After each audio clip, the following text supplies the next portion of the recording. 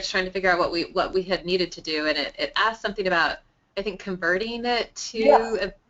and I think you just have to, I don't know what the exact question is, but there's something there that you have to accept or do.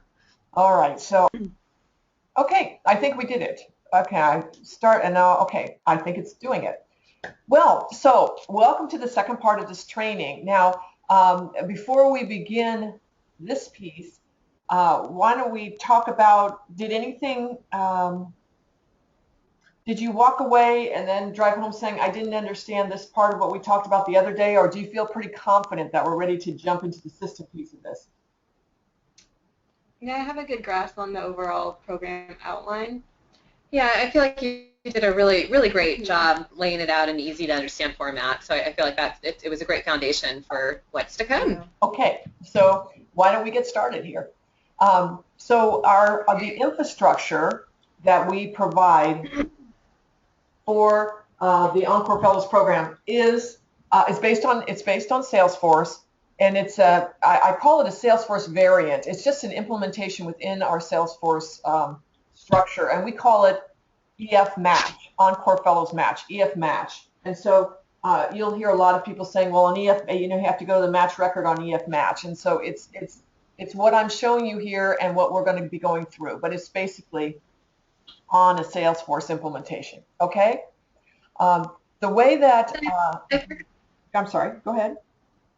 Oh, no, it's okay. I remembered that on Tuesday you had suggested that we look at Salesforce on maybe one screen while you're going through it on this screen. Should we get that set up now or wait? Or the last time I did this training, the person in San Diego, she did that, and she just said, you know what I've been doing, and she just said it was very helpful. So I don't know if you have two different laptops there. On one, and if you have if you have the links to the EF Match portal, your portal, you may want to be running kind of a parallel thing that I'm doing.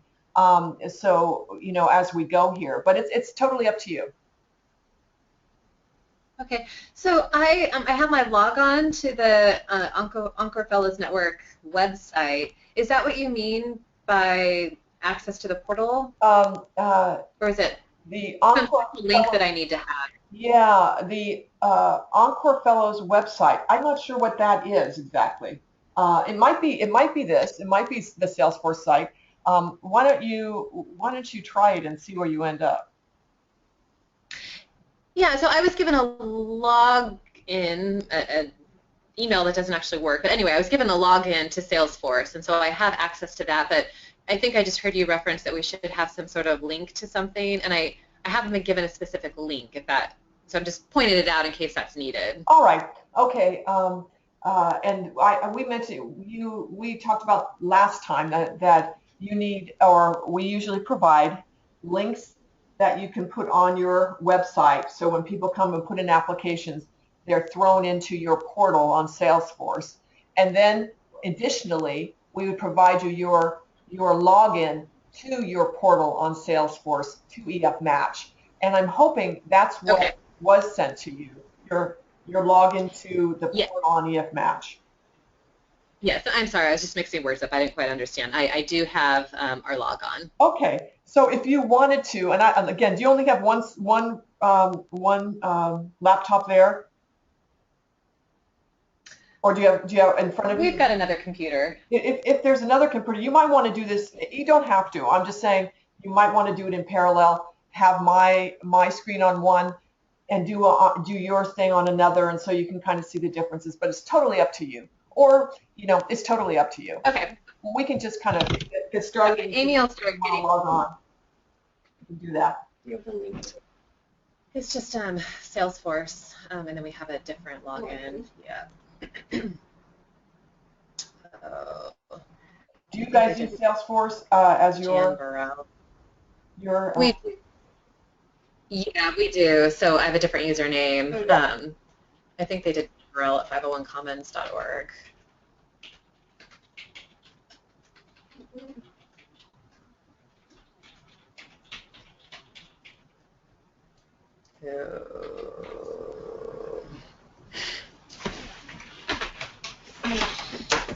a matter of me remembering the password, Gina.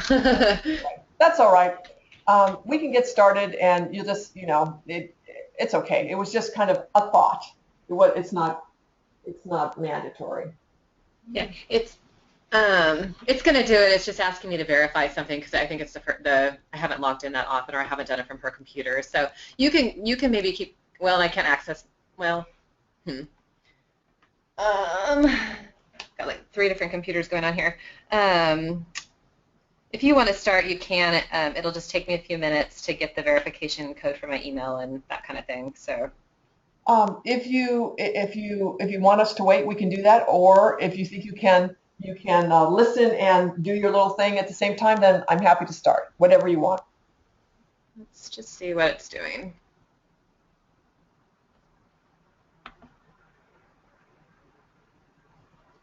Is it just Jan? Oh, so here's the thing: is that I think you guys set up an account. I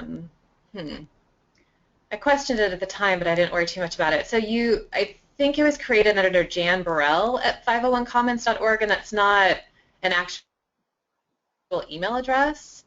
And so it says it's trying to log me into Salesforce, and to make sure your Salesforce account is secure, we have sent an email to verify your identity, but that email account doesn't actually work. Okay. So then what I'll need to, well, I'm glad you tried anyway. That means that we need to work on that. So I will get our IT person, her name, very nice lady, Cecily. I will have her connect with you to make sure that you understand exactly how to get into EF Match and you have the right login and the right access. Okay? Yeah, because I was able to log in before, so I don't know why it's not doing it now. And you know, I'm digging through my emails to see if I can find the information quickly, and I'm just not. So let's go ahead. I don't want to take up time with this. So okay. Let's go ahead. All right.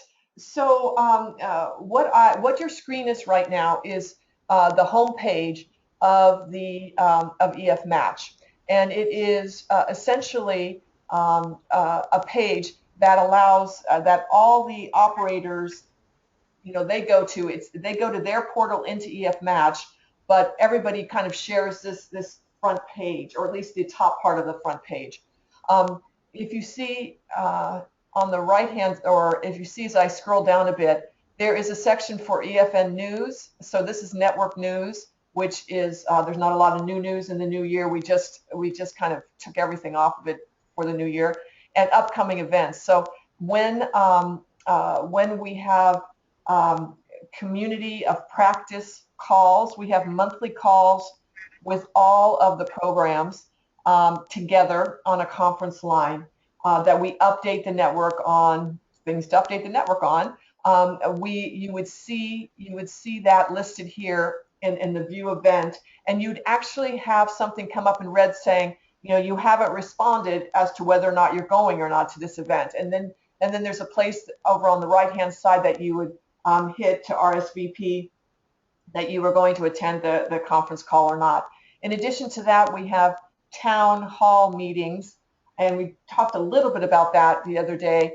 We have them about 4 times a year for all of the fellows and all of the alumni, where we bring people in from the nonprofit sector to talk about something of value, we hope, to the fellows and the program operators and the like. So we announce that here. You then go and RSVP here, and that's where you'd find that. So the news part goes up here, and the upcoming events down here.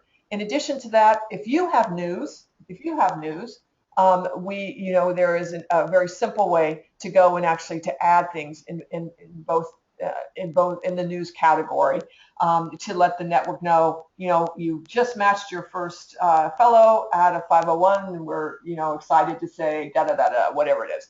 And you can put those little blurbs in there. And so that's how the community kind of keeps aware of what everybody else is doing.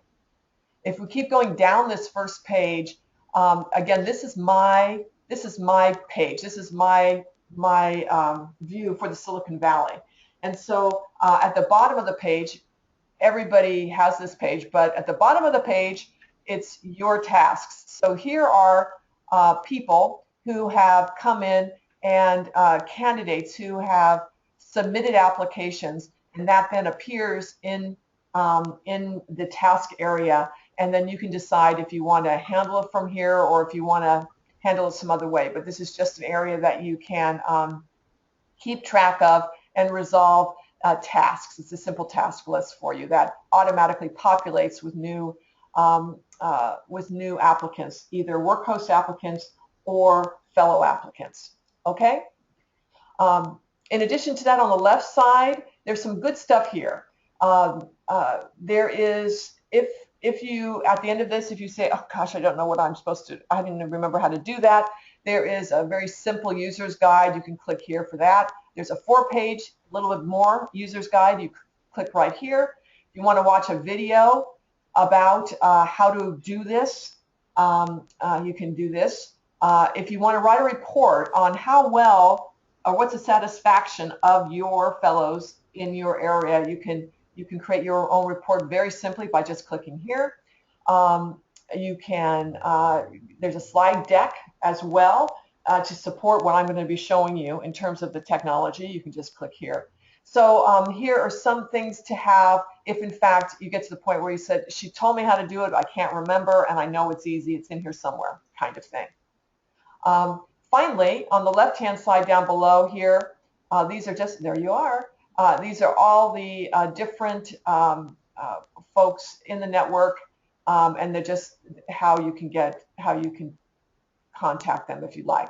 So that's the open and the home page for EF Match. It's where most people kind of land first when they log in, just to see if there's any news, any new applications, or any upcoming meetings. Okay. We have a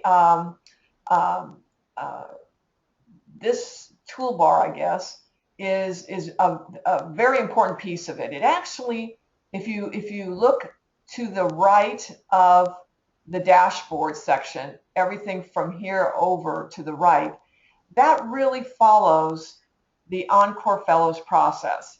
You first have fellow leads. The leads then become fellows. You have work hosts, and work hosts each have a position description or multiple position descriptions that they want to hire a fellow for. Then there is, then you actually work on the matching between the fellowship positions and the fellows. So that's under the matches area. And as you gather matches together in a period of time, you'll create a cohort or a group of matches, and that's in this cohort tab. And then there is a tab that you can do any number of reports that you might want to do and see how you're doing against the broader network or just against your own internal goals. So here is really the process, and that's what we'll be going through when we go through this this infrastructure. In addition to that, as I told you last time, we have something in here called the Wiki. That's where I'll begin, and the Wiki is where you're going to find just lots of stuff. So I'm going to go to the Wiki right now, unless there's any questions about this first page. We're good. Okay, so I'm just going to hit on this Wiki, and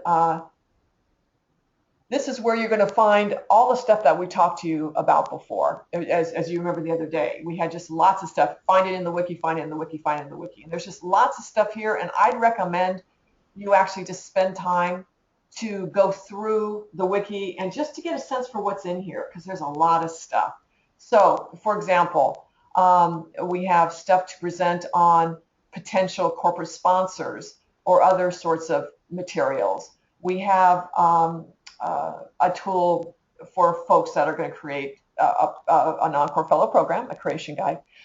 We have these event materials, and this is a folder where we use to store all the slides and decks that we used in previous community of practice calls or town hall meetings, so that you can find kind of an inventory of that here. We have the user documentation like we talked about before here. There's a whole bunch of sample things, sample fellow profiles and resumes, and tools aimed at prospective fellows here. We have legal forms that you might want to take a look at. The marketing tools and resources, I'm going to go into this one in a little more depth. I'll come back to that. Press and media, we've had a lot of press on this program over the past number of years, and so we have lots and lots and lots of old articles and stuff to look at. Here, program operator documents that you may want to take a look at, and also documents, just as we do for fellows. Up here, we have sample documents for nonprofits. I actually have a fair number of nonprofits who come to me, and when they're applying, saying, you know, I've never really written a position description for a marketing person before. Do you have one? Or do you have something, you know, having to do with finance that I could just take and look and leverage from? And so when you get that kind of question, you would do one of two things. You could either send a message out by way of that first page in a box we have on the first page here, up here, called chatter, and you can just send out a message to the group. Okay, I'll go to it just because we're here. And you can share a post or share a question. And so, you know, does anybody have a good marketing position description? I really need it for this and this. And then you hit the share button and it goes out to everybody, and then everybody then can come back and then say, yes, I do, here it is, and send it to you. So that's one way through chatter. If you don't want to do chatter, you would just go back to the Wiki folder, and you would go down to the work host document area, and you can search in that for position descriptions. I just have some program operators who just like to get the latest and the greatest on stuff, and so I have, especially for some reason, Los Angeles does that to me all the time. Do you have something? Have we ever put somebody in a humane society that has worked on procurement? And you know, so it's like, I don't know. So I go and I look at it, and if I find something, I pull it up for them. So that's the work host documents. So here are all the wiki. So I told you before about the marketing tools. So we're going to go through that, give you a sense of what's in there. There's a lot of stuff in here. Here is, let's show all the stuff we have.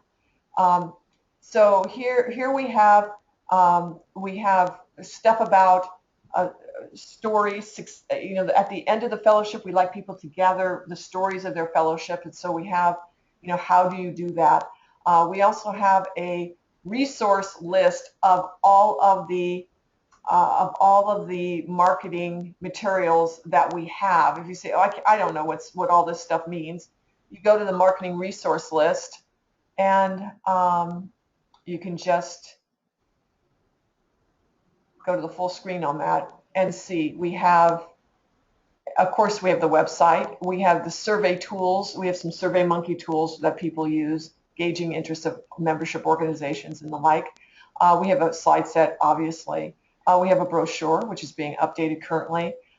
We have fun facts, kind of a neat thing that on one side of it says, be an Encore Fellow. On the other side of it, host an Encore Fellow. It's like a kind of a half-page kind of little just blurbs on it.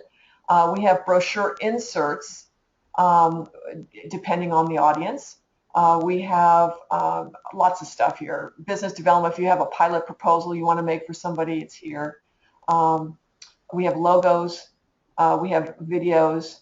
That competitive matrix I talked about. We have newsletters that we send out. So there's all the old newsletters here. And so you can see all the list of stuff that we have for this. So that's a quick way, that's a quick document to go to if you're interested in just saying, well, what is here? I don't really know what's here. In addition, I'm back now. I just used the back key to go back to the listing in Marketing Tools in the Wiki. So I'm in the Wiki in Marketing Tools. I just went back from the list to the actual listing. And the other thing I wanted to mention here was that I've created for each of the marketing tools, I've created, for example, a usage guideline. So let's look at one.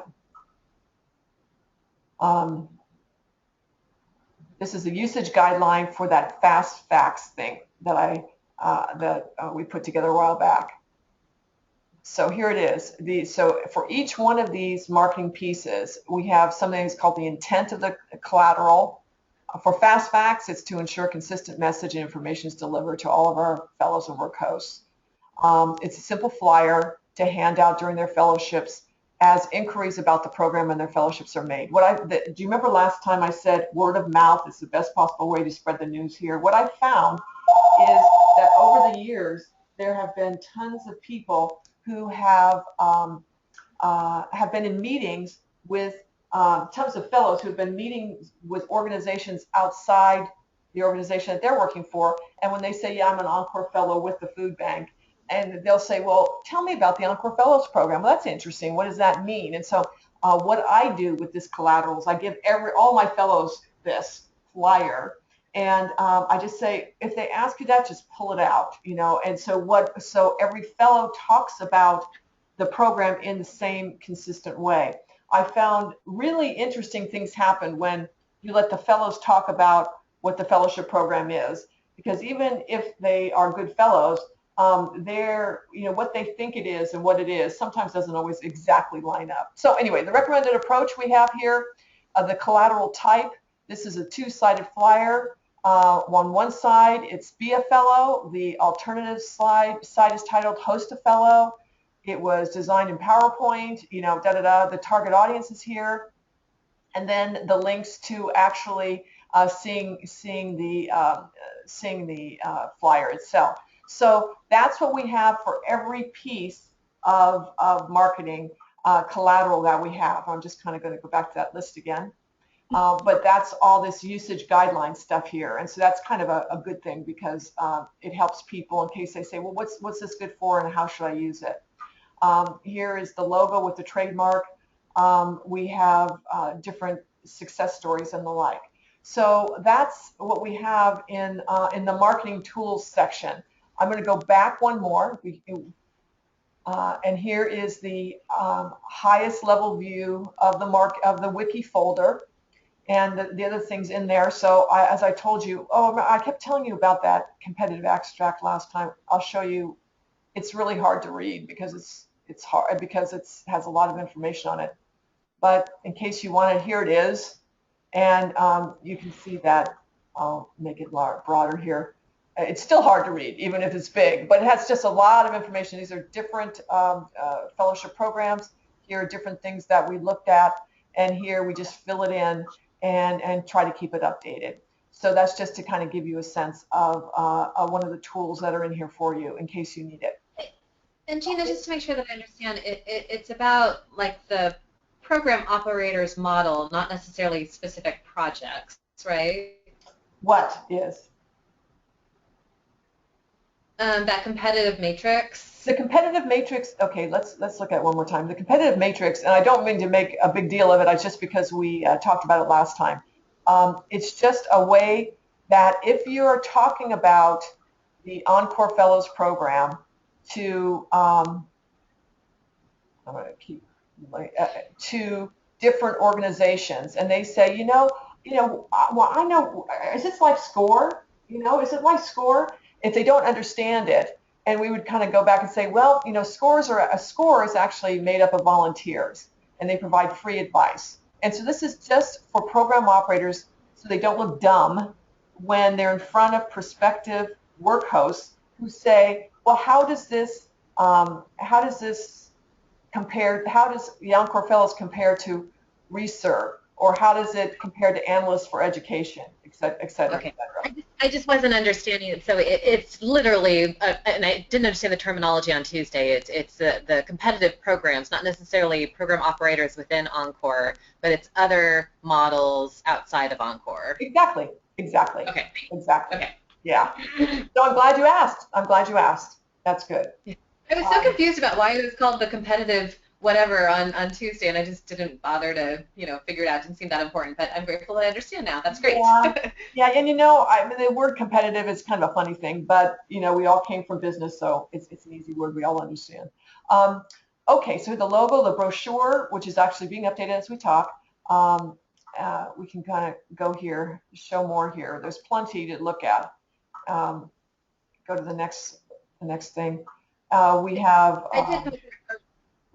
fact sheets. We have frequently asked questions. We have marketing statements and supplemental marketing statements.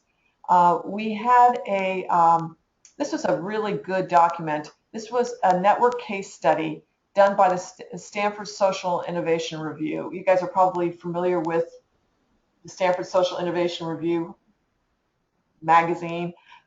It's sort of the equivalent of the Harvard Review if you were in business, but the Stanford Social Innovation Review is kind of like the nonprofit version of the Harvard Business Review. Anyway, they did a study on the Encore Fellowship Network and how it was really a breakthrough idea, this whole concept of the network model. So if anybody ever asks, well, I don't understand how this all fits together, or is this really a solid model or not, you know, that's something for you to go to. So there's just lots and lots of things in here, and as hopefully you'll have time, or the person who's going to actually own the program for a 501 Commons has time to go through it, you know, I really encourage you to do so.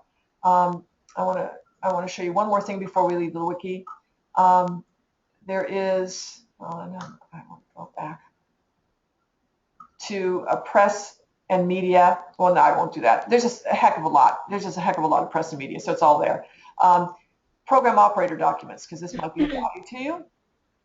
Here is instructions for editing fellow contact information, information that on past trainings that we had, if you wanted to kind of go and look and see kind of how we did things. Just lots of stuff. I don't really even know how to even describe it all, but as you can see, it goes on. There's just pages and pages of this stuff in here. So if it's kind of overwhelming to you, but if you really say, you know what I really want to find is I really want to find something about, I don't even know, a logo, and I don't know where it is.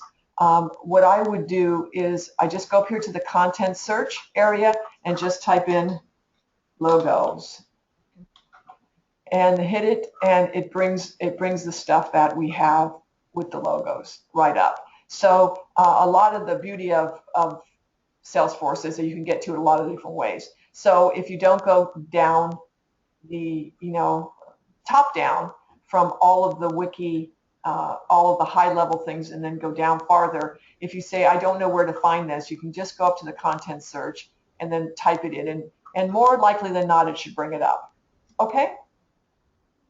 That's great. I did poke around in it a little bit. The first time I logged on, I was able to kind of see, and you're right, I was a little overwhelmed with everything that's there, but it's helpful to see what the methodology is around some of it, how it's laid out. So it's helpful. Thank you. Yeah, okay, great. Yeah, and it does, it is overwhelming, and at the same time, there's an overwhelming nature, and then there's a comforting nature, because you can kind of say, I know it's here somewhere, but the challenge sometimes is finding it, and that's, that's kind of always a challenge, I guess, with any kind of database kind of thing. Okay, there are dashboards that that I think you have just by nature of the fact that you. I think we defaulted some dashboards for you, but you can actually just see where people are by stage, where you are, what you're doing with them, are they approved or not, but that's all here, as well as dashboards. And of course, because it's Salesforce, you can make any number of dashboards that you want. And then we have one that shows the whole network, all pulled together, which is kind of neat. Okay.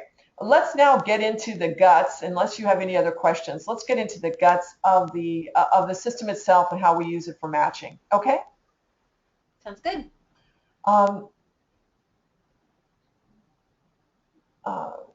Let's go to the fellow. Let's go to the fellow tab.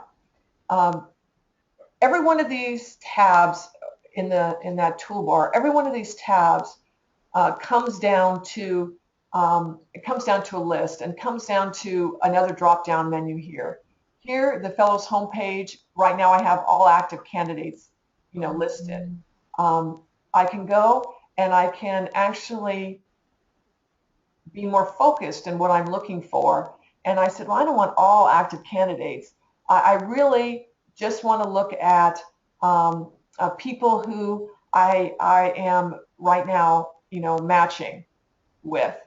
And so these are people who are in the process of matching. They haven't yet been matched. And so here are people that I'm kind of working on. And I'm working through and working on. So here is the list of that. Now, every time you have, and maybe I should have started at the beginning here, every time you have a new candidate that comes through, the first thing that I do is you go and you read about the candidate. So let me go all the way back to the beginning, and let's just do that together. You come down here, I got a new candidate. Somebody I don't know here.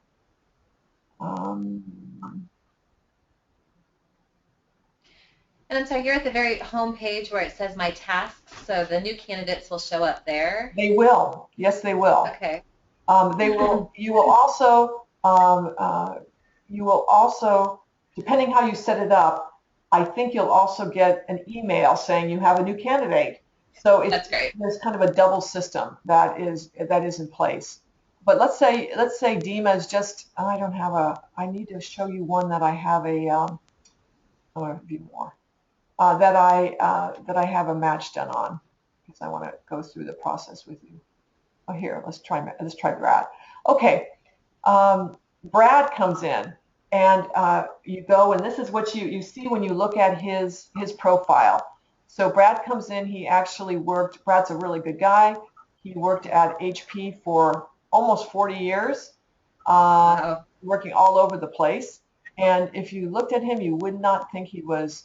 He worked there. I couldn't believe he worked there for 40 years. But anyway, the top part basically talks about, is he in any particular program. Up here in Silicon Valley, we have an HP program going on. We have a Keysight program. We have a Civic Spark program. We have an Intel program. So we have these separate programs going on with individual companies or individual nonprofits, depending. And as a result, if there's a particular program, we stick it in here. So Brad came out of the HP program. He just retired from HP a couple of months ago. Here's his information, his email and telephone number. So it's all straightforward contact information. Down here, the next part is screening information, and this essentially says, what stage is the fellow in. He is. I matched Brad, so he is part of now the cohort, and we'll talk about that. Each of these candidates, when they come in, when I meet with them, I come back and I input what are their skills, and we'll talk about how that's done. But Brad is a financial ops guy, and then some program operators, because they handle a large number of people, or because they like to, or because I don't know, they just like to give numbers to people, rate the candidates. I don't, but some people do. So, for example, I noticed that they were kind of labeled by good, outstanding, and something else. That's right. Let me go in and show you. So all I did was I went into edit under Brad, and now we go down here. This is the candidate stage. I said he's been matched, so he's in a cohort, and recruitment assessment of key skills. So I went down and said Brad is a finance guy and he's an operations guy. And so let's say I said he's also an HR guy, and if I would highlight that, and I just have to come over here and say push it over, and it comes over here. Okay, he's not, so I'm going to push it back. But that's how you can, after you meet with the candidate, you can come down, or after you read his application, you can come down and select the skills that you think you're going to use in order to match him. Okay, so those are the two I got for Brad. Then you come down here with program recruiter rating, just like you said. Here are the choices that you have. Actually, Brad would be an outstanding candidate. He was a VP at HP in finance. I mean, he's quite a talented guy. So you put that there if I wanted. I don't usually use it, but that's what I would do. The other thing you could do is come over here and you say, Brad is a solid candidate, interested in the arts. I don't know if he is, but I'm just, oh, well, he is. I know he is. So, and you can just put any comments you want in there. Nobody sees the comments except you, but if it helps sometimes, you know, we add them. This is especially helpful if you actually have more than one person working on your candidates. At one point, we had a couple people working on some Silicon Valley stuff, and so we were, you know, we were putting this one on this area in terms of recruiter comments, because it only shows a small box, but the box can go on, and so it really helps you keep track and keep things straight about where something is. Then it goes through. So let me go back up here. I'm going to move this thing out of here. I can't. There we go. I'm going to go up here and save this again. And when I save it, it just basically goes and places in that original, everything we've already talked about. So Brad, now you can see he's outstanding. My recruiter comments are in there. And you can come down here now, matching data. He knew what he wanted. And so I have one active match, and that's the matches that I did for Brad. And we'll go through how I did that and stuff. But this just keeps track of how many matches you sent and whether or not you sent him a page to actually suggest his rating on, etc. This is... So, can I stop you for a second? I want to make sure I'm understanding your terminology. So I know the word match to be when you've been assigned to a work host, and I think you mean it differently. Is this a potential match?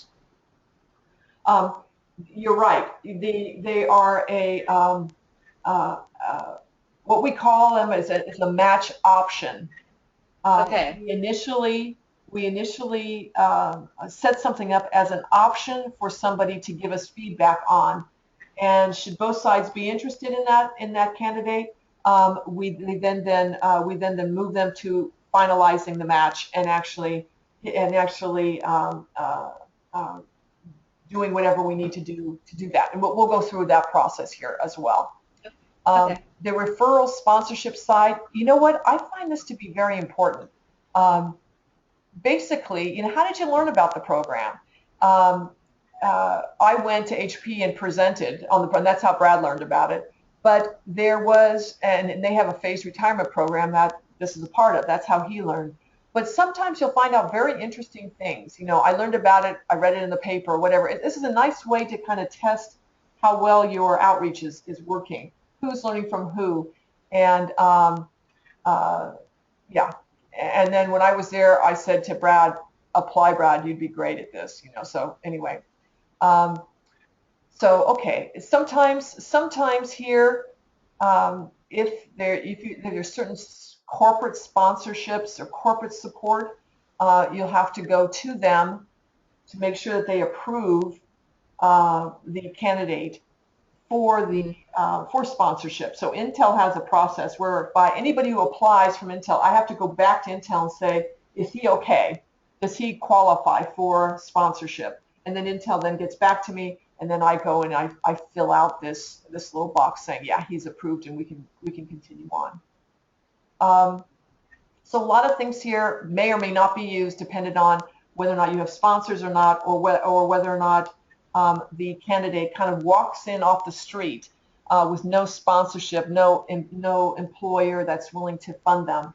In that case, we call those people open market. You know, they're just on the market, they're free. They're open market candidates. They don't have any sponsorship, but they have a lot of good skills and experience, and that's what we're trying to match with. Then what comes here are the application questions. And these are the things that Brad, you know, what's his motivation, what's his community experience, his work environment, past projects, and the like. So this is what they fill out. Some people do it better than others. Some people take more time to fill it out. And the reality is, how well they fill this out kind of is a little bit of an indicator to how committed that they really are. So, you know, you're going to learn as you see these things come in about applications and what applications really mean and how to read an application. it's kind of feel some of it, but I think it's definitely important. The position preferences, they in the application say, what areas are you interested in? Brad said art, basic human services in these areas. Other areas, this is kind of a free form. He wrote this. What schedule does he prefer working on? And it was this. And then he said, well, actually, 4 days a week, 10 hours a day, but I'm flexible. Is there a location issue here?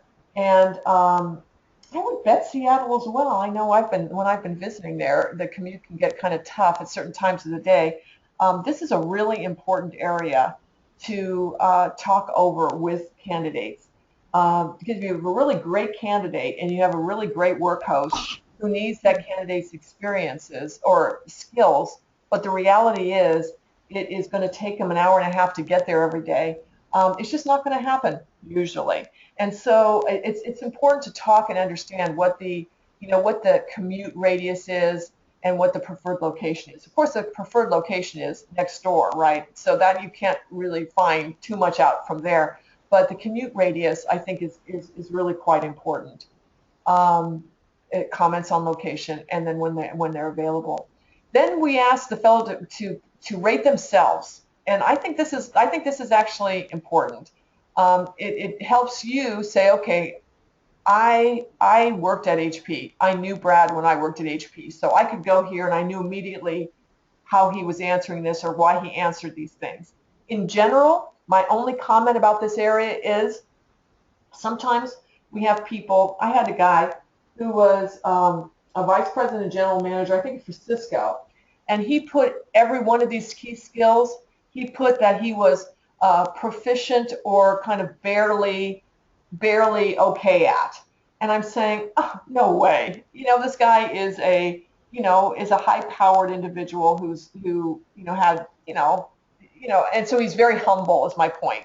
Then you have other people who say, you know what, like Brad, but I've been working here 40 years. I know finance, I know office, I know ops, I know program management, I've done research, all this kind of stuff. And so they just say, hey, and they're an expert. If I didn't know Brad, I'd be nervous about this because I would say,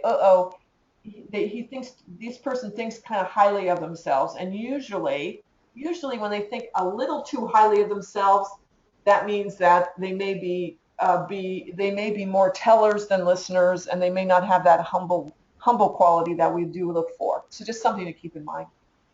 Okay, personal attributes, resumes, they attach and contact information. Okay, so we saw this. We have Brad's information. So now we want to go and search for a position for Brad.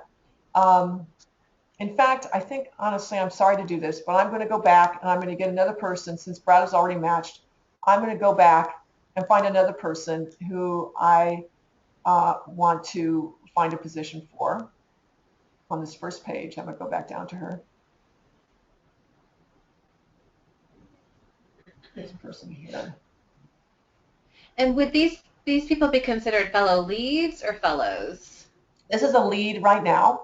This is a fellow. Okay. Well, okay, let's go to that. We'll come back to Dima. A fellow lead are people who have come in and who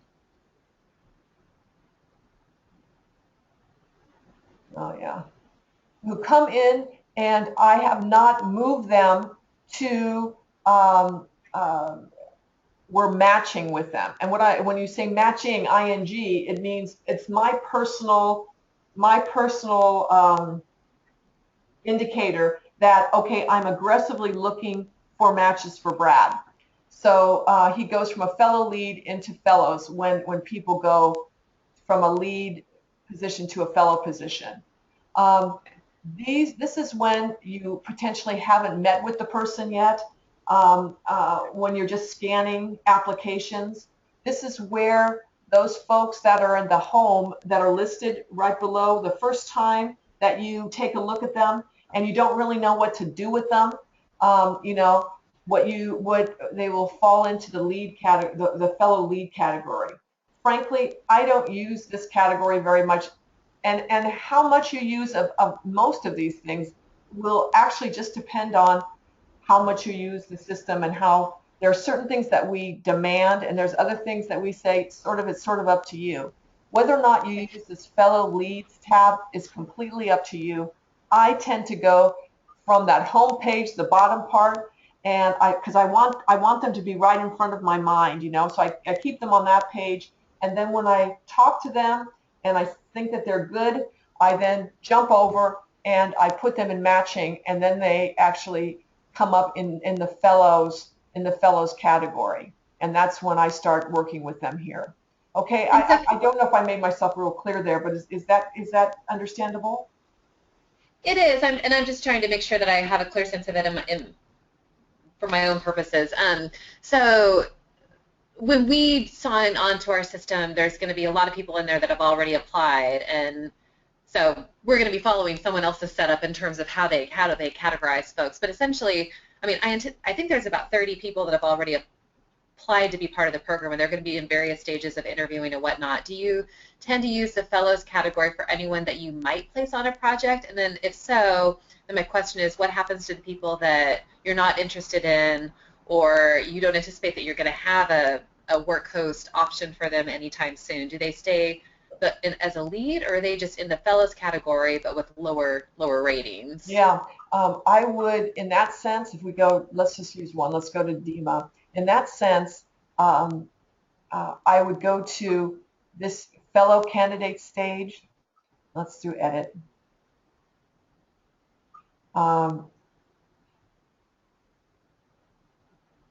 If I find somebody who I don't think is really, somebody who is just terrible, I'll reject them outright.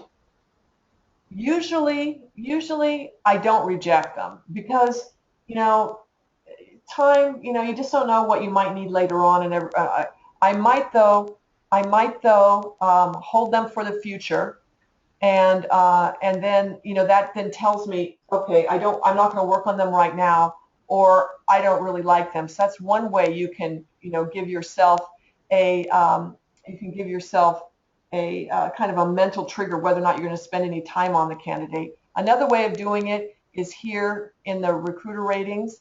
You can go and say they're weak, they're really weak, and so you have weak, or you have hold for future, and that doesn't delete their file, but what it does is it just gives you a way just not to pay attention to them or really work with them at all. Okay. So once you've assessed the leads, they essentially move to the fellow, and then there's kind of a what to do, what your recommendation is for this person as part of them being a fellow. It's either maybe for later, they're great, they're not great, but once you've assessed the person that's come in, they move from a lead to a fellow. That's right. Okay. That's right. And when they're a fellow, you would get to this point where you would then go assess their skills, right? I mean, I wouldn't spend if you find somebody you just don't like, I don't spend any time on them. I don't put assessment of key skills. I say weak or hold for future, and I just basically move forward, move on. But if they're good, then you would say, okay, this person's a good IT person, ops, she did partner development, she led teams, she's a strong candidate. And so, let's go on and let's really aggressively try to match her. And so you put her in matching. Okay? Okay. All right. Now we're going to go down. I'm going to go down for DEMA. And I'm going to go down. Oh, I should first. I'm going to save that information. And then we're going to go down and we're going to look for a match for DEMA. Okay. So I'm going to go down.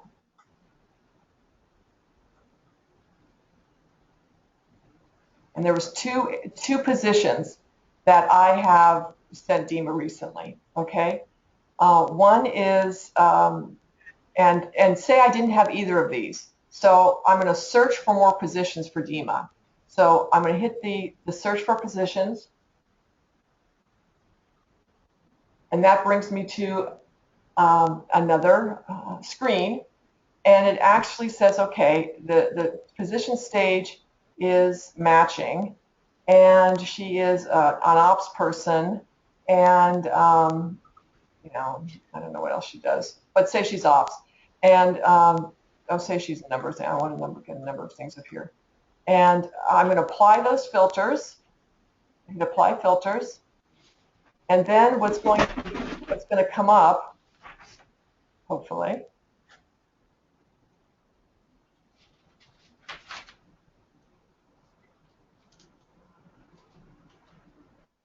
Oh, maybe I applied too many filters.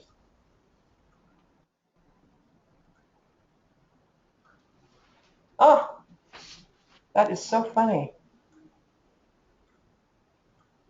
Okay.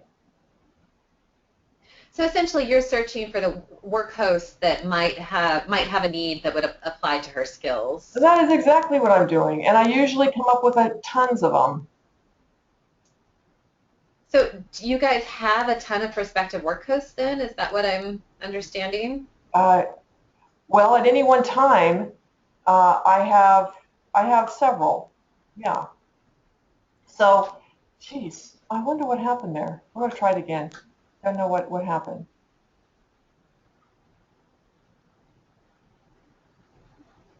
And Gina, as you were playing, I did double check my email, and even though the email address is wrong, like how it's listed is wrong, it still got to me. So I think my account is set up okay. All right, so that's okay. Well, good. All right, so you don't need Cecily getting back to you. Yeah, no, I don't think so. It's weird because when I first got the original Salesforce invitation, I was confused because I had the wrong email address. But when I just tried to log on, I had to have the system email me to verify my account, and it still came through. So there must be an alias or something that works. Yeah, I don't know what. All right, well, good. I'm glad. All right, so I'm not sure exactly what's going on here with this one, but this gives you what essentially we're trying to do. So you have a candidate. You can then scroll down that candidate down to your add matches list, and you can or search for positions. You hit that. That brings you here. You say, I want to match for her. I'm saying everything's open just to get something. And I hit search for position, and what comes down here is a whole bunch of positions that are available. Okay, some of them have already been. This is alumnus, so this is old. Some of them have been done, but some of them are still open. And I go down. Some of them are still open, and just kind of go down the list here. And so here's one. This interim executive director at Playing Out Learning. Okay, so that's matching. And I think, oh, that's a good one. So I would select that, and I would hit the Add Matches field for that. Okay. Now what that does is it sends me back. I'm not going to do it because I've already done that for DEMA, but I'm going to go back now to DEMA.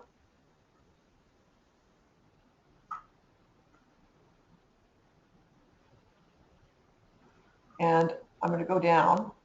And what you will find once you do that is that I hit the search for positions before. I went to that list. I found this interim executive director position, and I said, add that match. Okay? And so they did. They gave me this new match option number, a match option number between DEMA and this interim executive director with this organization.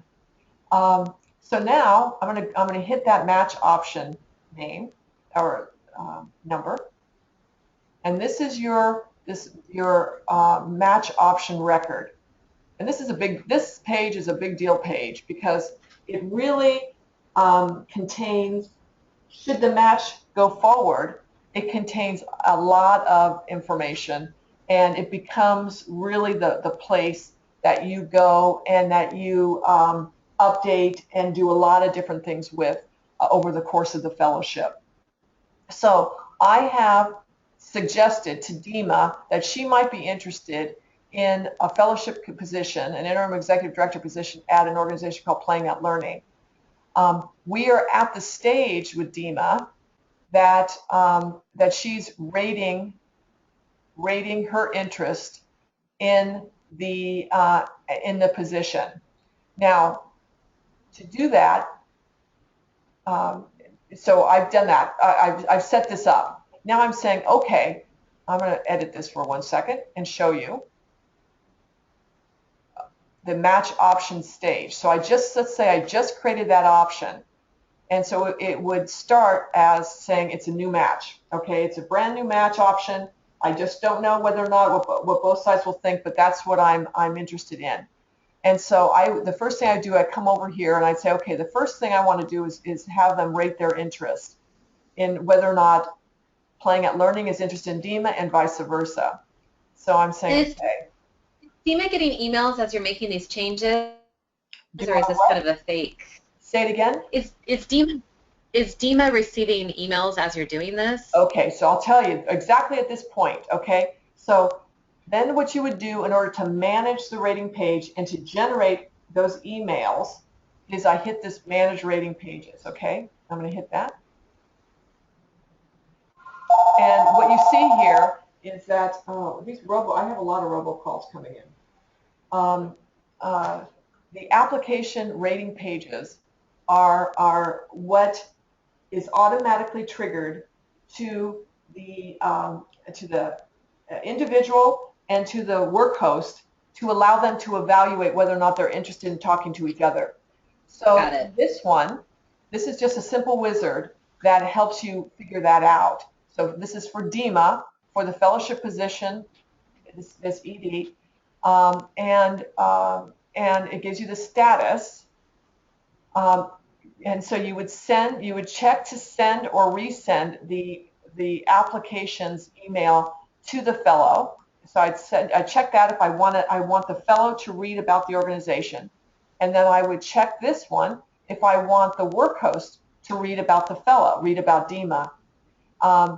And it says by default, the match option will be visible on both of their application's rating pages.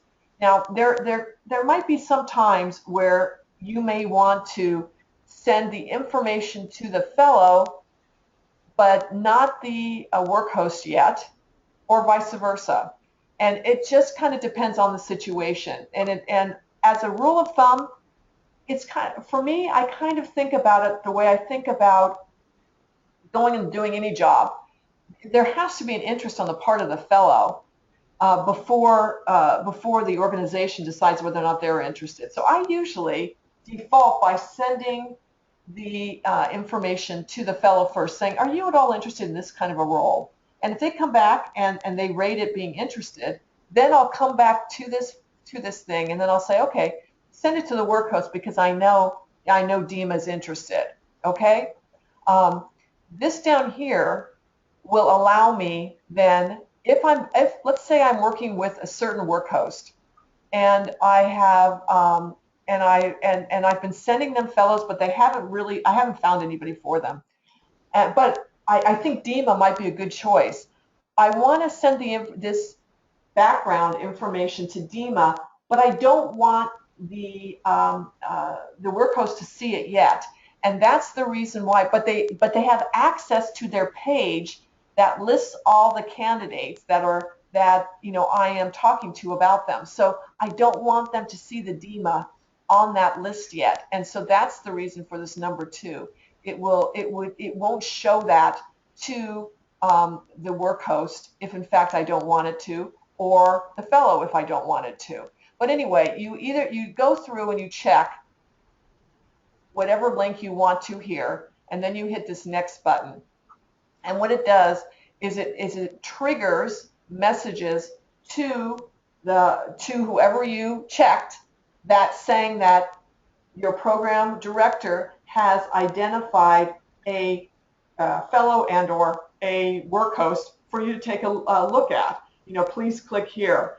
And so then they will click there and they would read the application and the resume or the position description of the work host. And then they have the opportunity with a drop-down menu to actually go in and rate rate that person's interest in speaking to the other candidate or the organization through this process.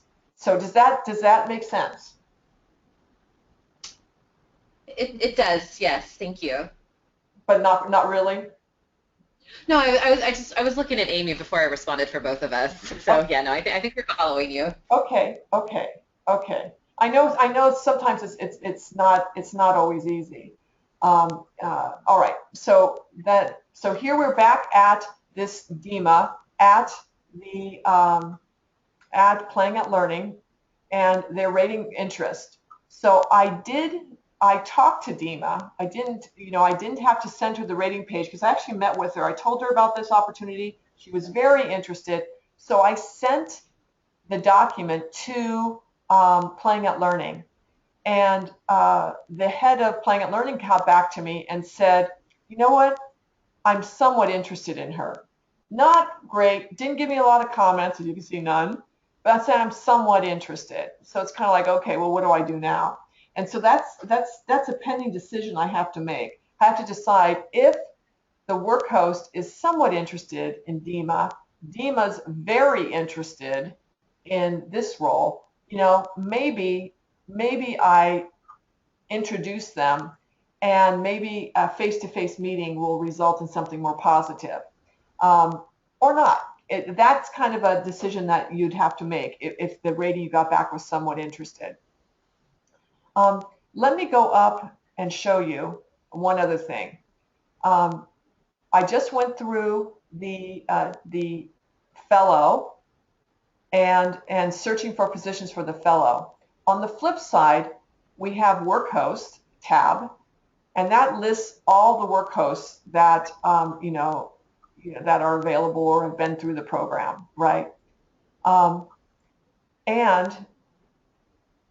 it also lists the fellowship positions that we're currently matching for. So, for example, at Playing at Learning, that executive director position, we're currently matching for. Okay. Now, if we look at it from a executive director fellowship position and look at and double click on that, what we'll see there is kind of the flip side of what we just saw. It's a description of the fellowship position. It's a description of the skills that they require. The highest priority for them is strategy and team leadership, as well as HR and ops. Okay, makes sense. And then you can see here what I did. I have sent that founder who's looking for this executive director 1, 2, 3, 4, 5, 6 different people to rate their interest in. I got a couple before I sent it to the nonprofit. I sent it to Donna, and Donna came back saying, "I don't think so," and so it was rejected. So I never even showed it to Playing at Learning. The same was true with Colin. Donna's at a food bank. Colin's at the Humane Society.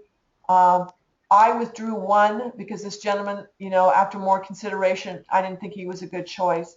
So I ended up sending her 3, Paul, Dima, and Rajiv. Dima, she came back at somewhat interested. The second, Paul, she came back as very interested. And then she came back with Rajiv, who she thought he was definitely her highest interest. Now, she hasn't met any of these people, but this is just what she's thinking after reading their information and coming back and really knowing what she wants to get. So now I have these 3 people, and what I did is I triggered, well, I know Dima wants to talk. I don't know what I'm going to do with her, but I just triggered for Rajiv and Paul that rating preference trigger, that wizard I just showed you. I just triggered it for Paul and for Rajiv to let me know whether or not they're interested in pursuing a conversation. The reason why I don't have their information here, even though I said I usually go to the fellows first, is because this particular instance was kind of odd. The executive director or the founder put in this application about, I'd say, 6 months ago. And so during that time, I contacted these guys and they told me they were very interested or not. And then I never heard again from the nonprofit. And so I now, even though I got the initial, I'm interested, I now have to kind of go back and see if they're still available and if they're still interested, given it's been so long. So I'm going back and redoing that. If what I get from Rajiv or Paul is that, oh yeah, they're still interested in talking, I'll probably then use that as a way then to send both of them an introductory message saying, I'd like to introduce you to each other and encourage you, the nonprofit, to reach out to the fellow candidate and to set up some time to meet and talk further about the position. I will probably hold on DEMA until I find out whether or not Rajiv or Paul, are satisfactory. Or, if these people are okay but not great, then I probably would throw DEMA in. Otherwise, I'll probably hold back here and wait until the other ones go through the actual interview process. Should the interview process actually go well with any one of these, then what we do is we would move the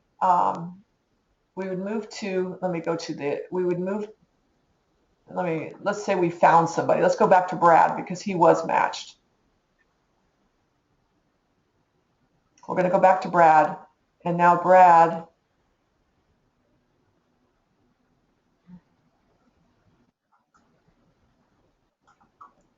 he was talking to an arts organization who he was very interested in them. They were very interested in him, and post-interview, still highly interested.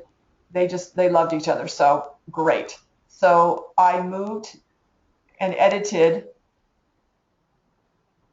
this match option stage into closed, offer accepted. Okay, moved it to this, and then I saved it. And then there is a tab or a push button up here that for fellows that have not yet been finalized, it will say finalize match, and all I have to do is hit that button, and it would just send me through another wizard, and I just say yes, we're going to finalize the match. And the only thing it will ask me to do is to say what cohort do you want to assign the fellow in. And so you have to make a decision on your cohort that you want to assign the fellow in. You have to identify the date when they are matched, when the fellowship will start, when the fellowship is targeted to end, and then you hit finalize match. And when it does that, it takes care of updating everything within EF Match for you. So it's a very simple and easy thing to do.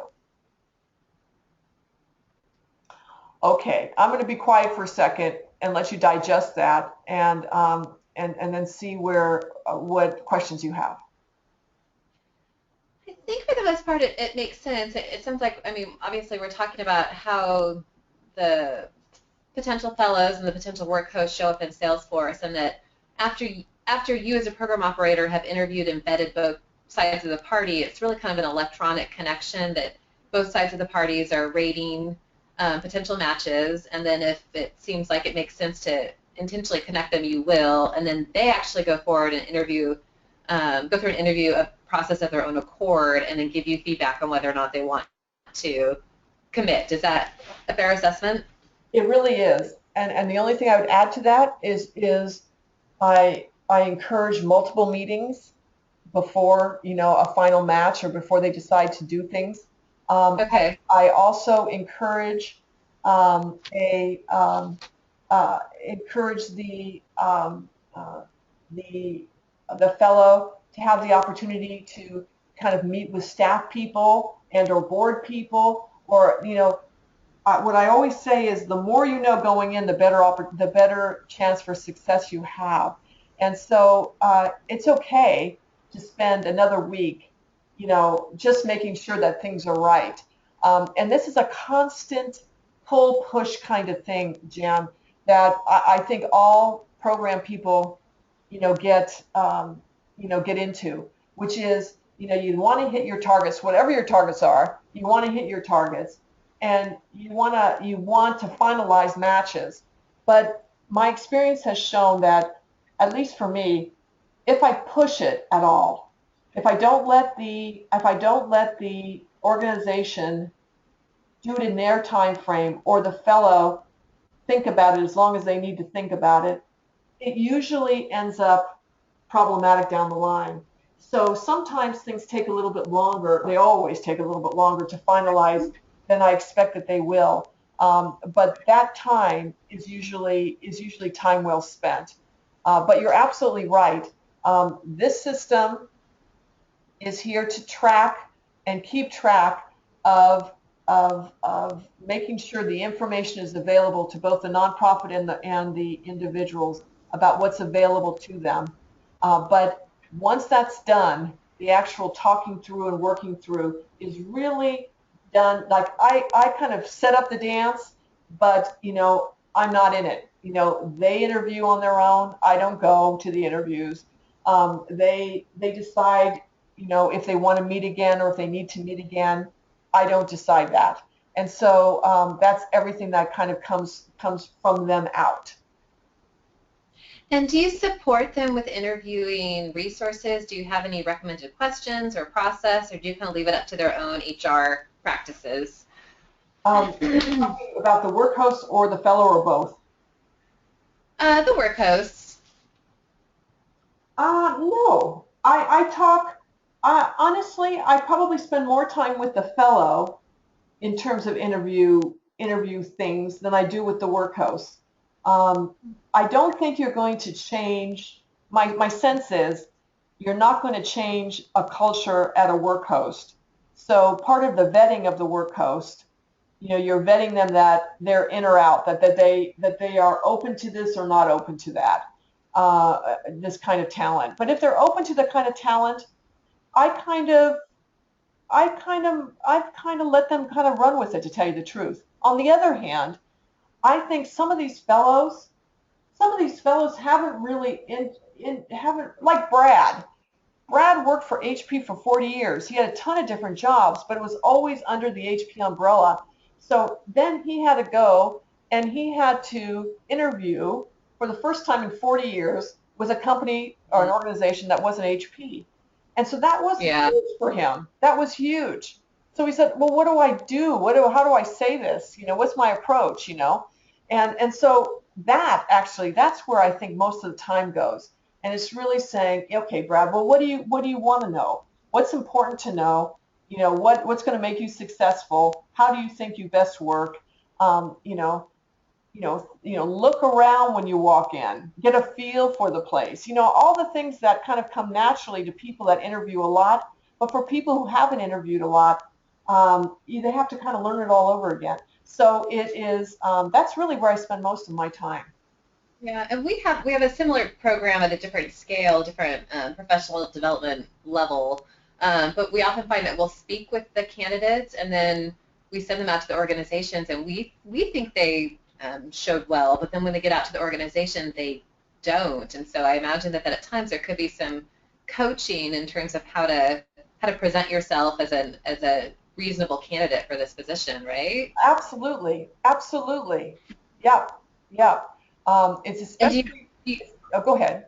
Do you do that coaching kind of preemptively, or how do you address that? It's a good question because I'm thinking about different examples. I think during the vetting stage with fellows, you can kind of get a sense of whether or not, first of all, how sincere they are in wanting to do this. And I think everybody wants to do it, but some people really have no idea. They just don't have a sense of how they come across and those kinds of things, right? but some people are actually quite sincere in wanting to do it, but don't have that sense. And so for that combination, that's really, those are the people who I think are open to feedback. There's some people who've been around for a while, right? I mean, we're talking about people in, who are boomers. They're not young. And so some people won't take the advice from me or from a program person.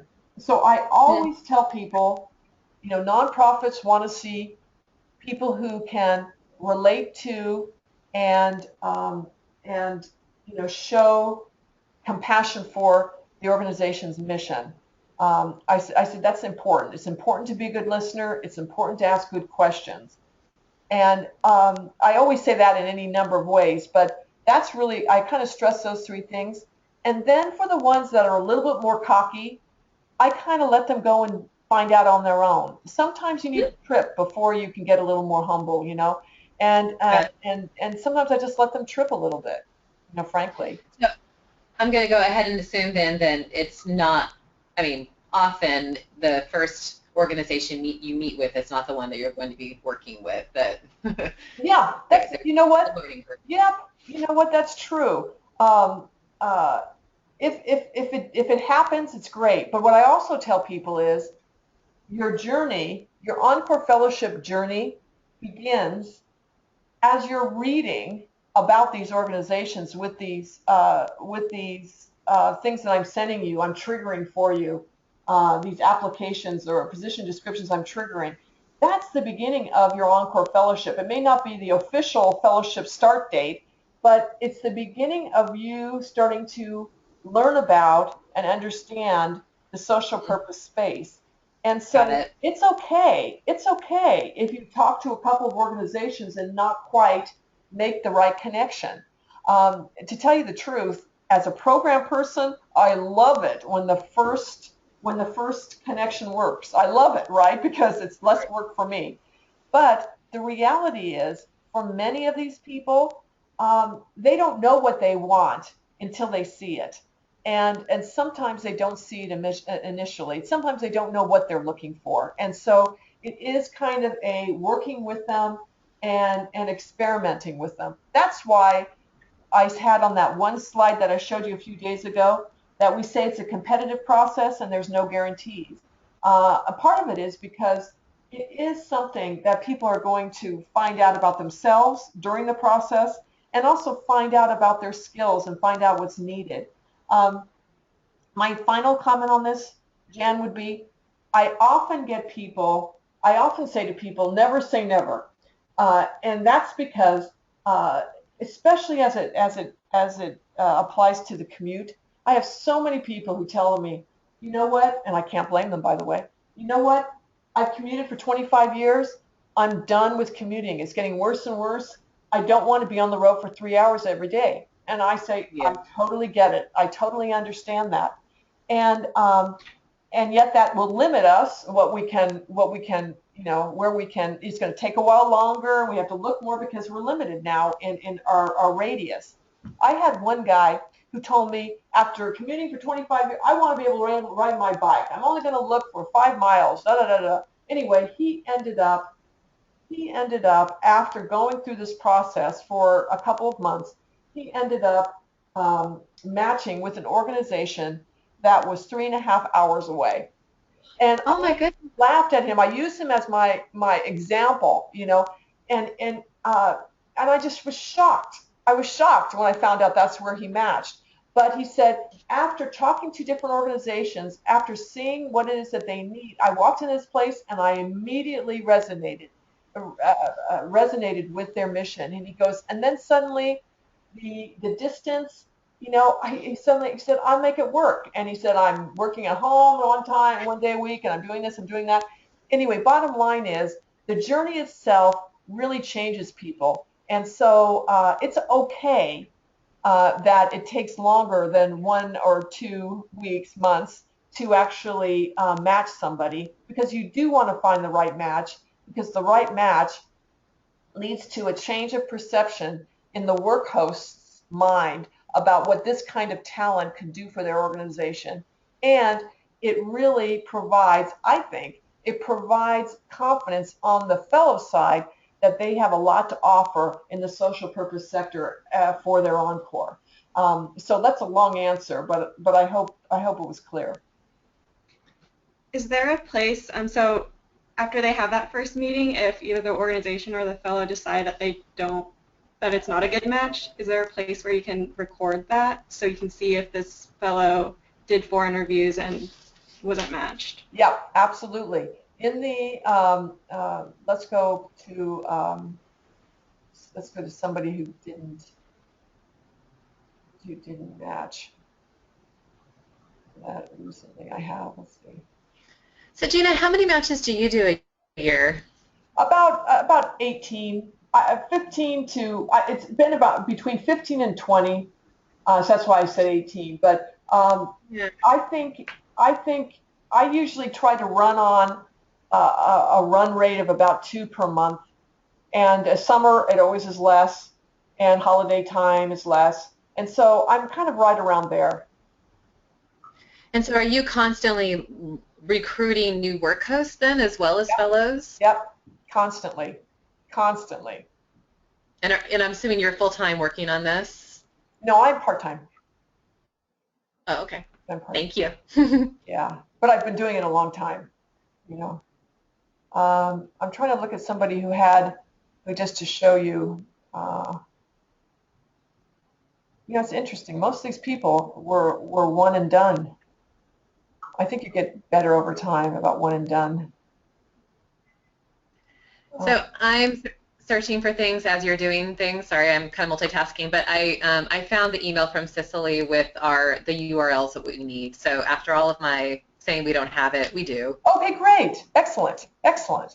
I'm sorry, Gina. That's good. I think some things came to me in the beginning. I just didn't quite have the context of what they were and what I needed them for. Yeah, So I understand. Yeah, I totally understand. I thought I saw that. That's why I was kind of surprised. I thought I saw that in an email.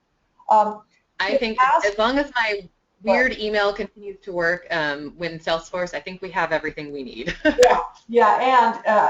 as long as you have, you can search on your mail to look for stuff that you might have overlooked because you didn't really know what it was when you first read it. Then yeah, that's helpful as well.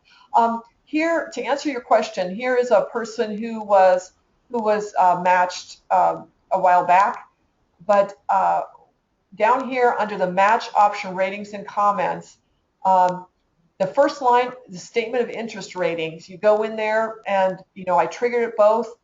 The Bill Wilson Center was very interested. This Cisco employee was highly interested. She really wanted to work there.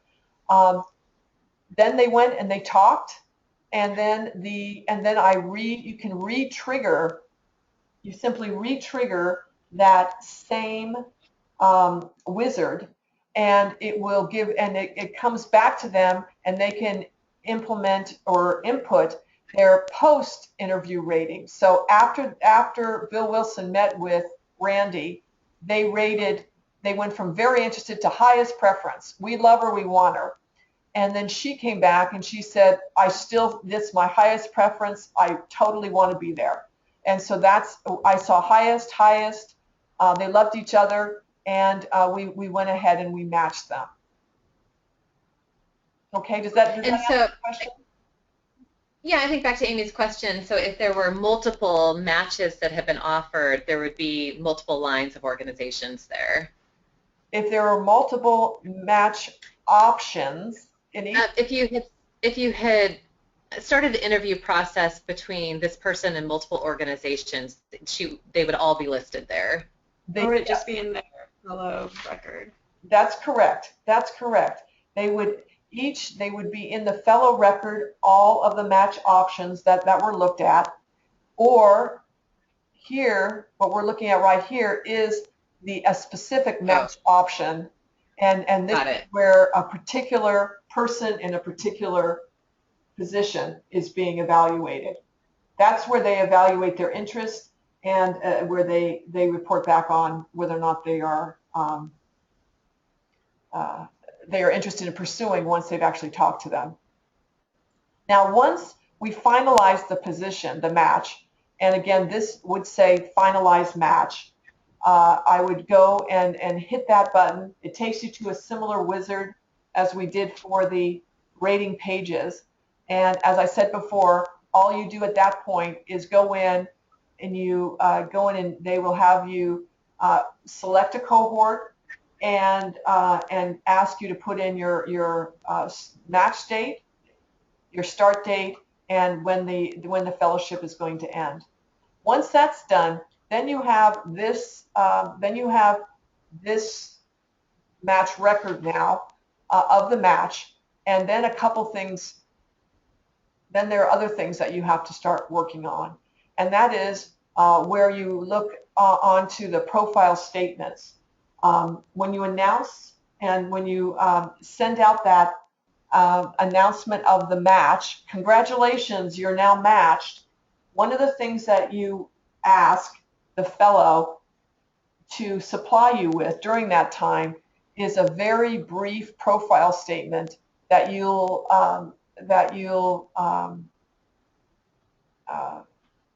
incorporate into this profile statement. You also list their former employers, their location, and you'll have to work on some of these other documents. The first is a program agreement, and it says, is it attached? Yes, it's attached. Well, it can't be attached until you actually work on it, but once you actually sign it, and I'll just show you what it looks like, a signed one, you want to post the signed document on the match record, because what we want to have on this match record is everything that we need to actually show us. So here it is. Here's the program agreement to the COO over at the Bill Wilson Center to bring on Randy for the stipend of $25,000 in support of her Encore Fellowship. She's going to work from August to August, and she's expected to do these things, and it's very straightforward. They're expected to fulfill the online evaluation and to do some other things here. And then you go all the way to the end. They sign it, they send it back to us, and we then post it on the match record. Is it signed electronically? Sometimes people sign it electronically. Sometimes people sign it, just scan it back and send it to me. Okay. It happens both ways. So I just closed that record. I just wanted to view the file for you, but that's the program agreement. We also, it's very important, and I'm just going back, hitting the back arrow, that they fill out. So when we get that back, the program agreement, I come here and I simply put the check mark in. I also want to make sure that we have proof of tax exempt status for the work host, and I make sure that that's attached. So if we go back down here to the bottom, that's where we attach things. So the 501, I didn't keep going, but if I would have kept going with what I just opened to you, there was a copy of their 501c3. And so it's very important. We have to have that on here for everybody in the program. So that's the second thing there. If we go back up here, the statement of work is a very important document that we send out when we introduce that, and when we send out that welcome to the match letter. We send out a template for a statement of work. This is really, really important. Because I remember I talked about this before. If the match doesn't get off to the right start, it's just gonna tank. And the statement of work really lets the work host and the fellow understand what the fellow is going to be working on the first few months of the fellowship time. And so we want to make sure that both of them agree on what they're going to be working on, and then we have them send us a copy, and then we attach it. This is attached below. So the statement of work for Randy, and so it's right here. Okay.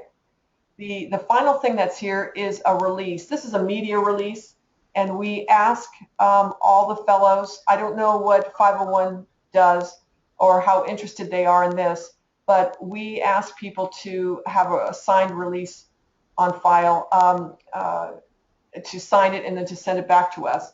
If you're not interested in doing any sort of publicity with them or anything like that, this is not as important. In fact, I'm going to show you have the option. I'm going to show you the option you have here by hitting the edit here. So Randy signed the,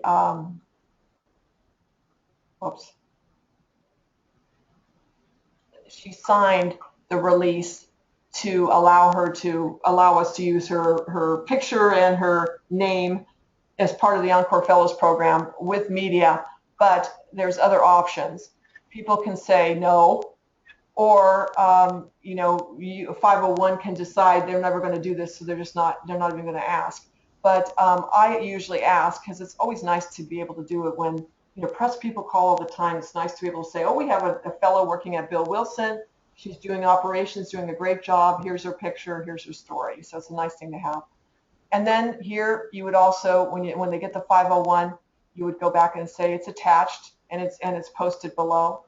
And then when all these things all these things are checked, the release is on file, or at least or it's declined or something. Then you basically hit this check mark to say that everything's done. So from a program director standpoint, you have fulfilled your initial work with the match, and you have everything that you need to have in order for the match to begin. So this is work that you do up front when the match originally happens. Now, over the course of the match, things are going to come up. Let me get you an example. Oh, maybe we'll just stay with Randy here. Over the course of the match, after the profile statements are there are as a program evaluation status. So remember I said you do a program evaluation in the beginning of or midway into the fellowship, and then you do it again at the end of the fellowship. Here is how you trigger it. Now you see I sent this to Randy on December 10th, which was, let's see, how far was that? Was I late on that one?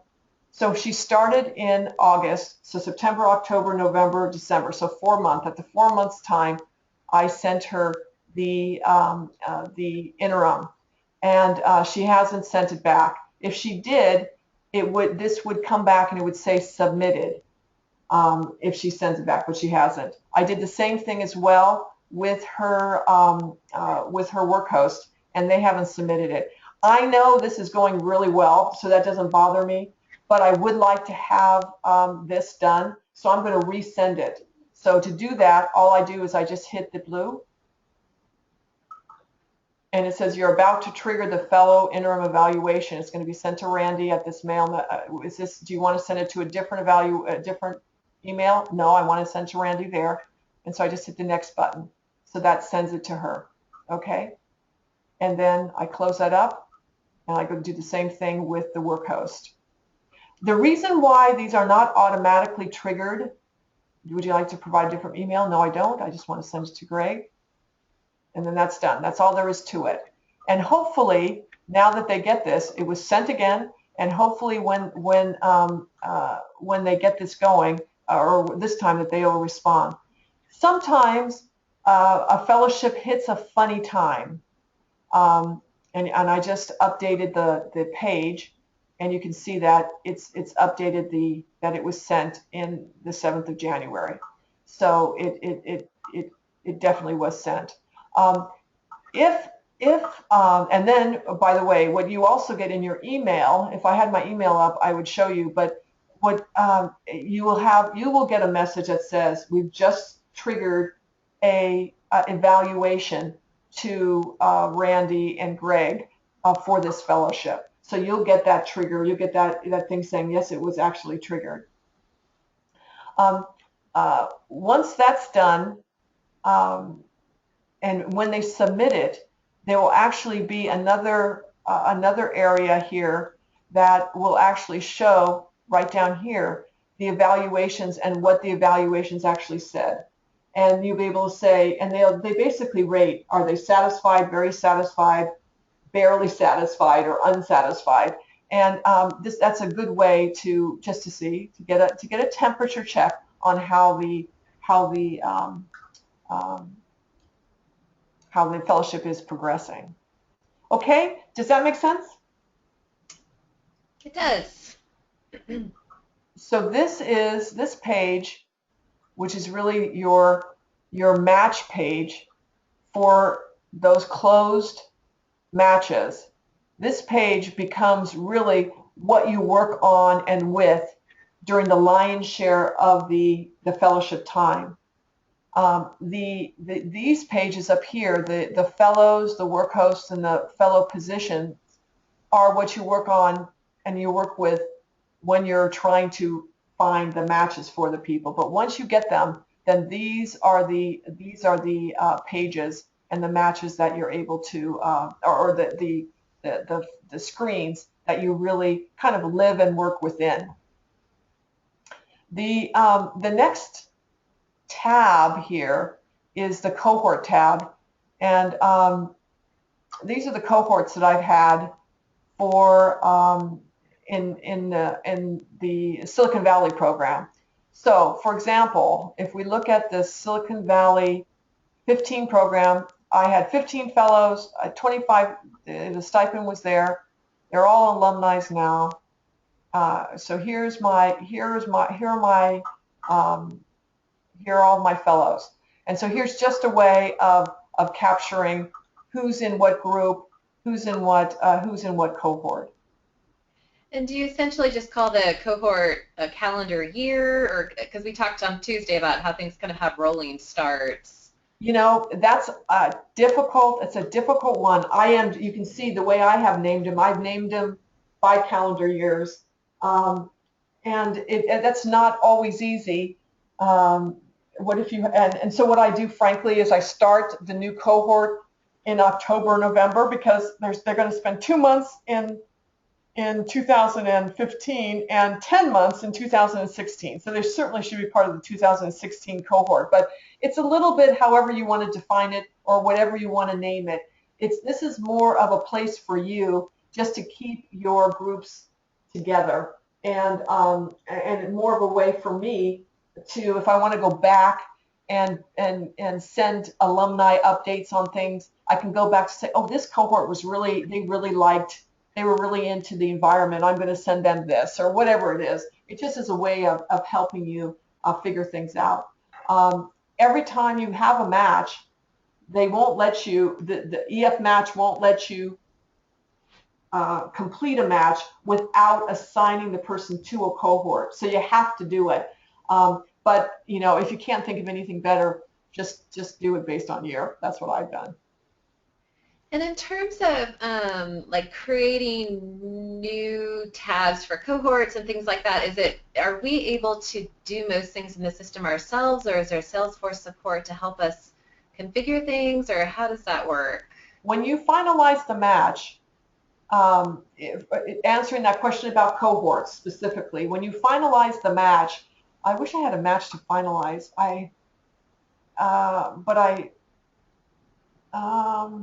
This guy just got matched. Did I finalize him? I think I did. Yeah, closed. But when you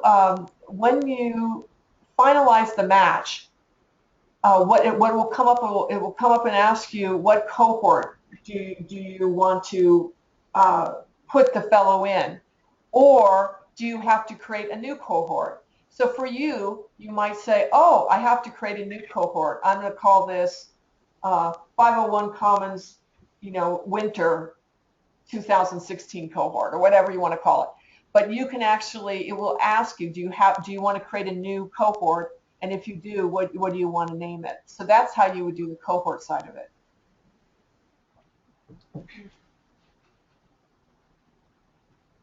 Did that question? So it sounds like, I think that makes sense. Aren't a whole lot of things that an administrator would need to fix. It kind of lets us create new opportunities and new groups and things like that on our own. I don't think so. I don't think so. I don't know what you would want to create.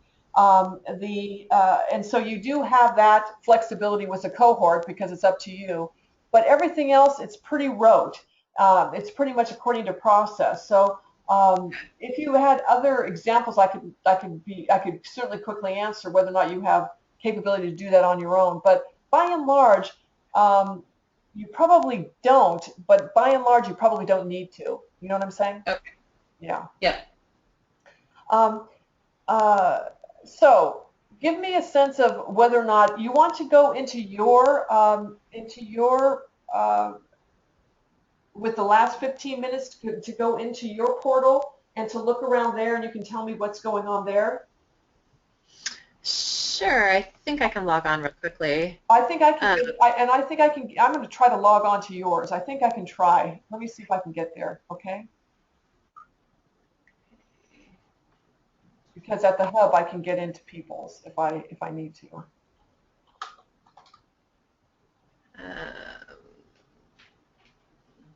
Here we go. Or you can just take over if you want. We're having to verify. It's 88444. Okay.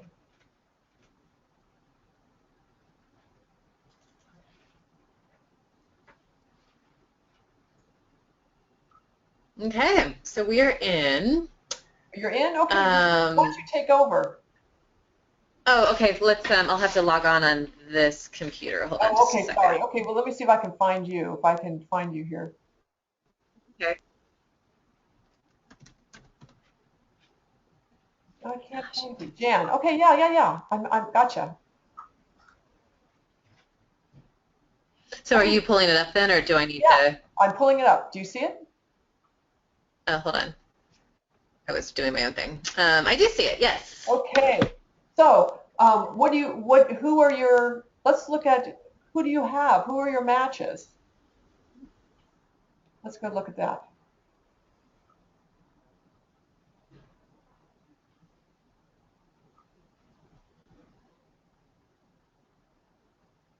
Oops. None, huh? None. Hmm. Don't you have? I wonder. Yeah. I wonder if the information came over from SVP or not. Well, that's good. That's a good point. Can you look at fellow leads and see if there's anything in there? Because I know there was, or fellows. I know that there were about 30 fellows, so it may not have come over yet. Nope, it hasn't. Nope. Yeah. Okay. Well, this is good. I'm glad we did this because it shows that I can get to Cecily and say we need to populate this with all of the SVP. And I'm meeting with Jim, who is our SVP contact, to talk about transitioning things over on Tuesday. So if there's any way for us to have access to the information by then, I think that would be really helpful. Yeah, sure. I'm happy to do that. We can go and maybe it makes sense for me to log in at Jim's so you can see what's there. Are you interested in that? Sure. Let's see. Jim. It's great that you have access. Yeah, Jim. And I guess that's the point. If he and I are meeting together, then I'd be able to see his account, but it'd be great if we could give me access. Yeah. And while we're talking, just a random question. My colleague got a meeting request from a David Strong at Encore Fellowship. Does that name ring a bell to you? Nope. No, it doesn't. Okay, we're not quite sure who this person is. No, I don't know who it is. Unless it's Okay. I have no idea. I have no idea.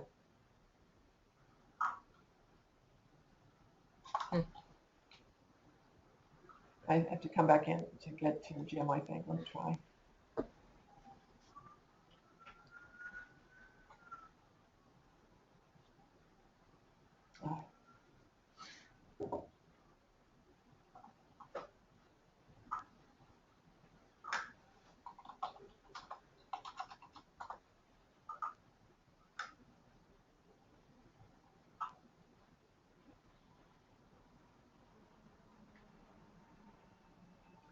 Okay.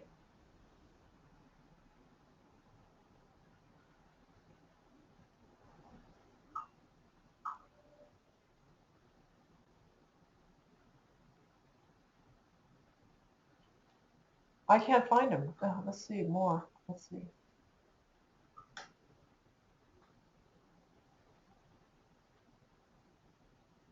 It's Jim McGinley, I think, is his last name. Yeah.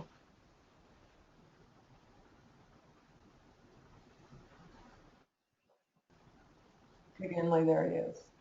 All right, here we go.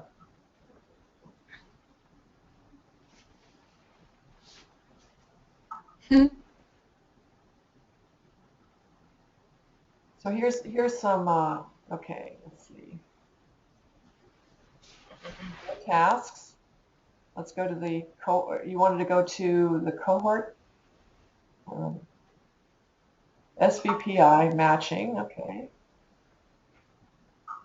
16. There they are. Alumnus.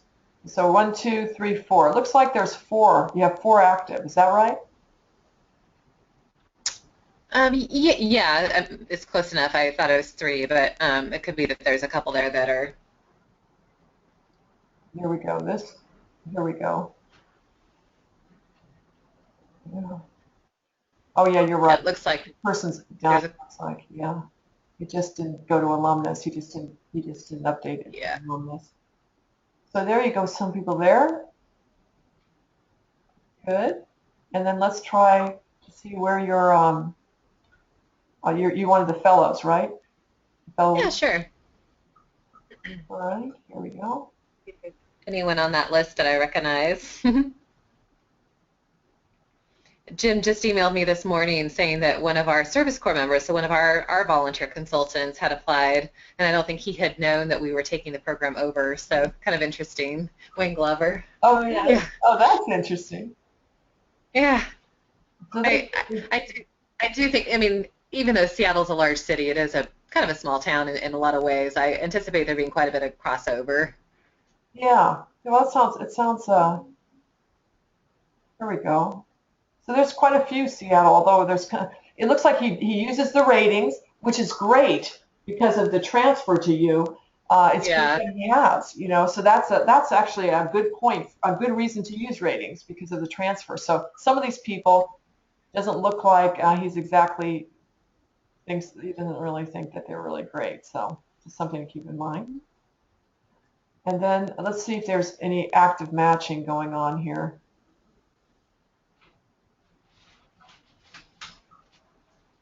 Close after accepted all match. So the all match records, let's try to see if it gives us anything different. Looks like somebody is an alumnus. Alum.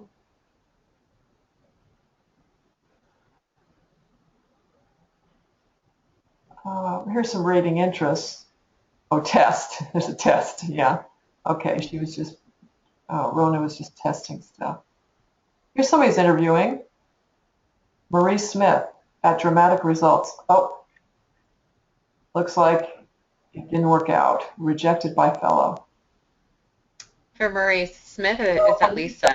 Yeah, Lisa. Why don't we go look at Marie Smith?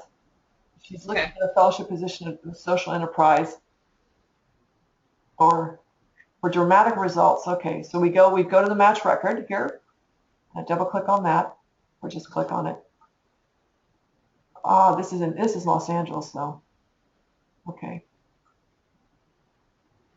Okay. That's no good. It's not Seattle. So what you're going to need is all of the Seattle things moved over to your portal, right?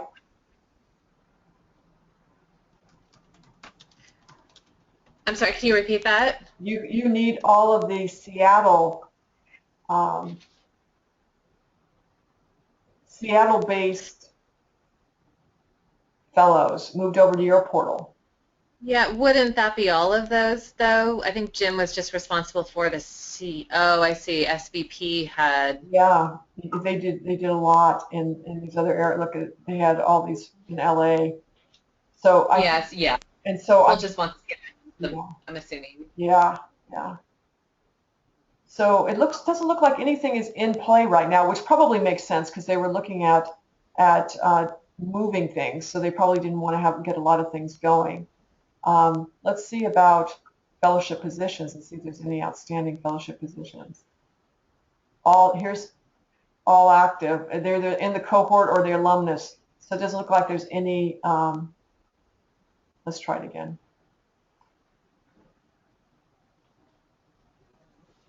Now, yeah, here we go. Calgary, Seattle. There's a Seattle one. Waste Enterprises, new. Are you familiar with them? Waste Enterprises? Mm-mm. Okay. Qualified, new. 1516. No interview with EF program operator. No funding associated with this posted fellowship. So no funding. So maybe it means that either Waste Enterprises doesn't have the funding, or maybe they're looking for a sponsored fellow somewhere. I don't know. Learn about. And again, I have time on Tuesday with Jim to kind of talk through all the intricacies of these different, I'm assuming, work hosts, Yep. positions, and fellows. So I'll be able to pick his brain a little bit. Yeah, about what these are. But you can see with them, they want 2 positions. Oh no, they want one. One's a duplicate. But they want 1 position as a chief technology officer. So that's good. All right. So I think that the bottom line with this, with the EF match, is I'm gonna go back to the same thing that I did in the beginning, and that is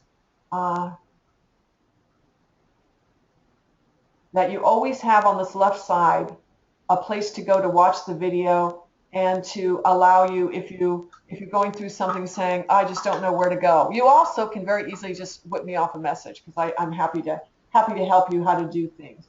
But I think it's really all about just getting in and playing with the system, and you'll find out really how easy it is to use.